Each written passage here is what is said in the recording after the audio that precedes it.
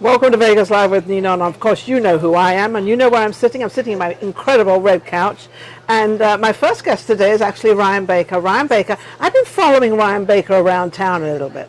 And Ryan Baker, hi, how are you, Ryan? Doing great, Ninon. Yeah, good to see you. Good to have you on the show. I'm so glad to be here. I've been trying to get him on the show for a few weeks now, but you've been so busy. I've been kind of running around crazy lately, yeah. No, but that's a good thing, isn't it? It is, yeah. Well, I'm promoting a big show, and so you really got to kind of you're go to all different places. You're going to be at the Italian American Club. That's right. On the, when is it? February 8th.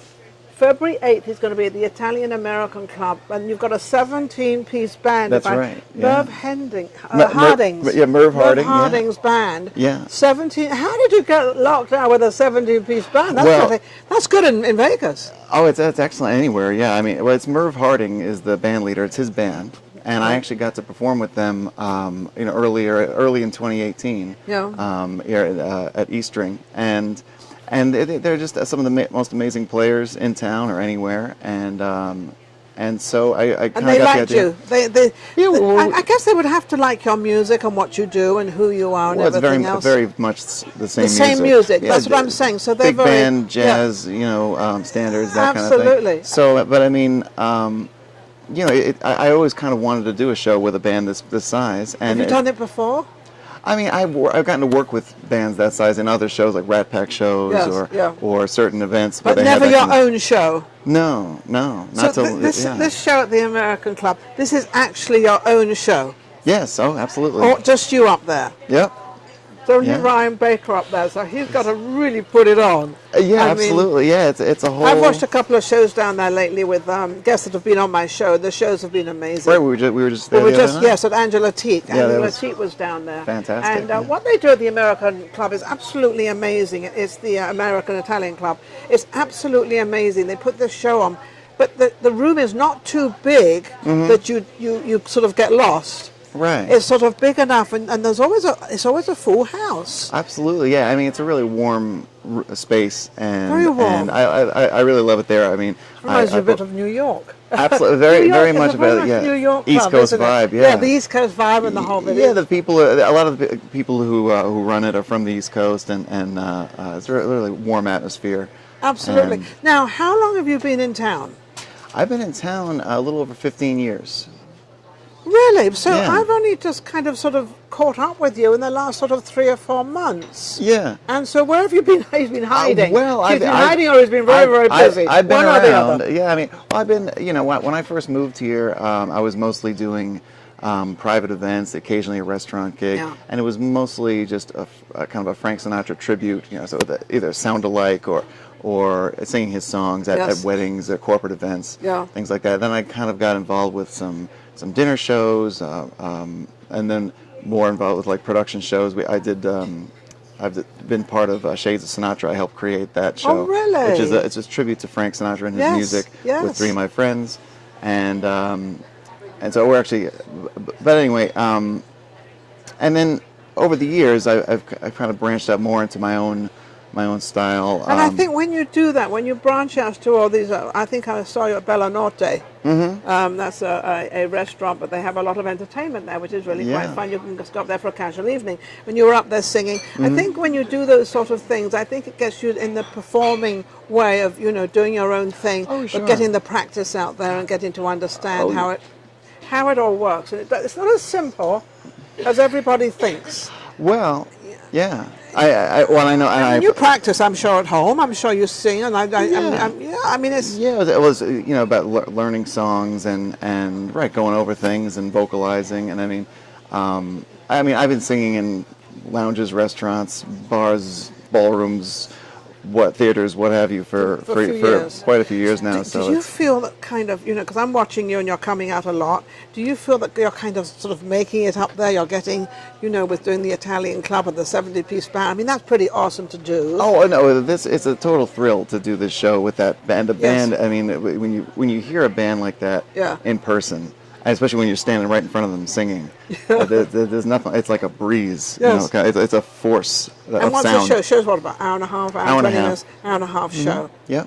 So what sort of songs are you going to be singing? You're going to be you've got a lot of time there. Well, yeah. Well, there's about 20 songs in the show. The band will play 2 instrumentally, and I'll do the other 18.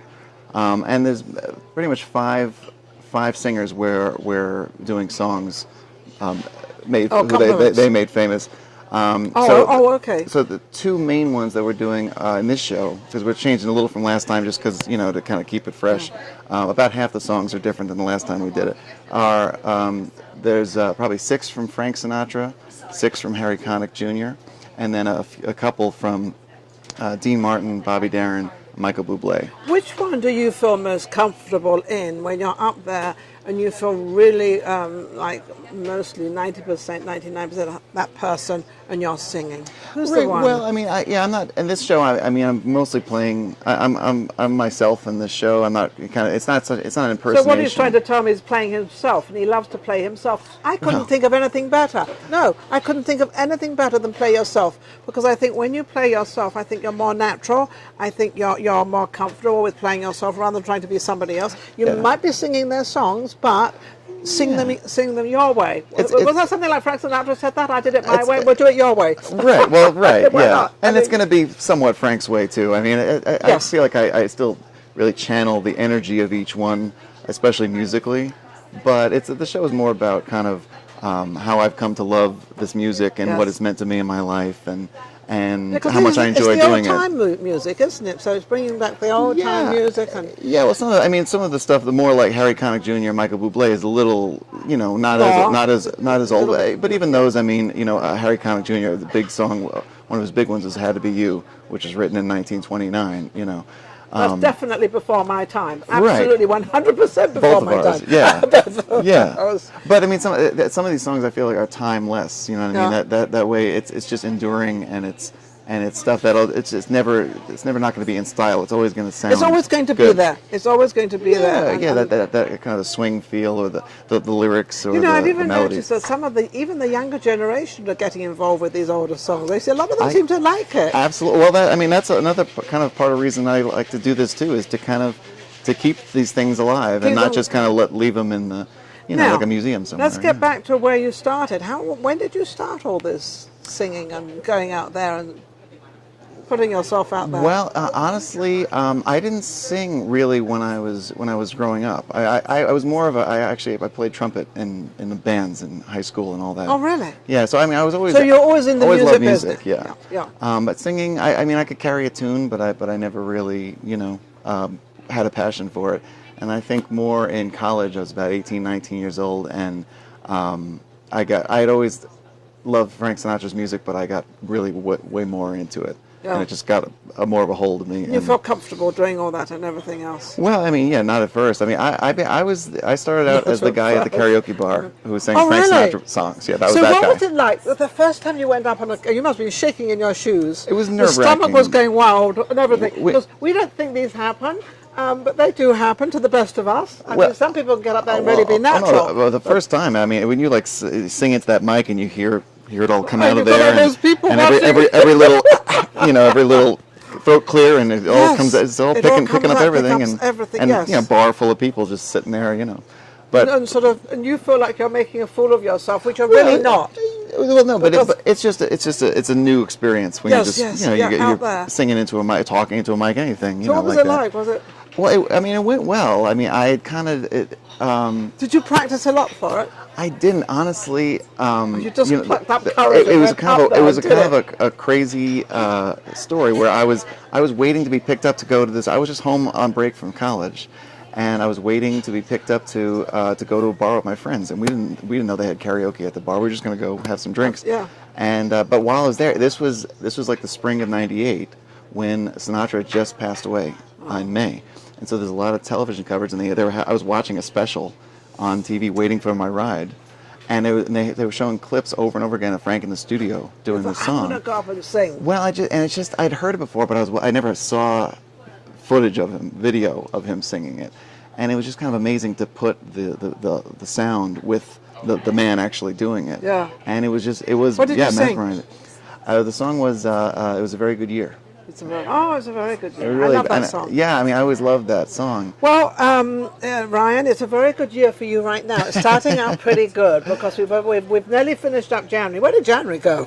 It's like, we're now 29th already. But good luck for the American Club. I'll try to be down there, and we'll see if we can film it for you. Hope so, absolutely. We'd love to. We'll see if I'll ask my producer Steve and see if he'll come down and sort of, we'll do something, put something together. And where can people reach you? Well, my website is ryanbakersings.com. I'm on Facebook, Ryan Baker. Instagram and Twitter is Real Ryan Baker is my handle. And but if you'd like tickets to the show, you can get any of those places, or at the Italian American Club website. It's iacvegas.com. And yeah, the show's February 8th. And it's a Friday night. And we shall be down there. All of us will be down there. Don't forget, February 8th down at the Italian American Club. Absolutely amazing. It's been here for many, many years, and it's really part of Vegas. And if you haven't been there, you should definitely go. Thank you, Ryan, for coming on the show. Thank you very much. Thank you. Absolutely. We'll Pleasure. be right back. Vegas Live with Ninon.